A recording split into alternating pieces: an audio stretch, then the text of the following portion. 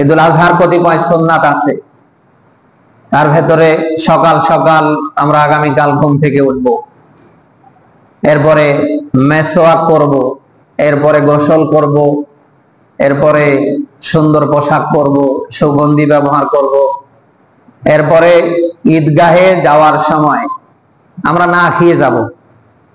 ঈদুল ফিতরে মিষ্টি জাতীয় কিছু খেয়ে যাওয়া সুন্নাত, আর ঈদুল আজহায় না খেয়ে যাওয়া, মনে থাকবে তো? না খেয়ে যাবেন, এসে কোরবানির গোশত দিয়ে আহার করবেন, এটাই বেস্ট আর কি। যদি অতক্ষণ পর্যন্ত সহ্য করতে না পারেন, ক্ষুধা ধরে না রাখতে না পারেন, আমাদের পরে খেয়ে নেবেন, অসুবিধা নেই। মনে থাকবে? এরপরে যে রাস্তায় গিয়েছেন বিকল্প রাস্তায় আসবেন, যেতে যেতে তাকবীর পড়বেন, আল্লাহু আকবার, আল্লাহু আকবার, লা ইলাহা ইল্লাল্লাহু, আল্লাহু আকবার, আল্লাহু আকবার, ওয়ালিল্লাহিল হামদ। আর বিশেষ করে আজ ফজর থেকে একেবারে 13ই জিলহজ আসর পর্যন্ত প্রত্যেক ফরজ নামাজের একবার করে তাকবীরে তাশরিক পড়া কি ওয়াজিব, যেটা শুরু হয়ে গিয়েছে।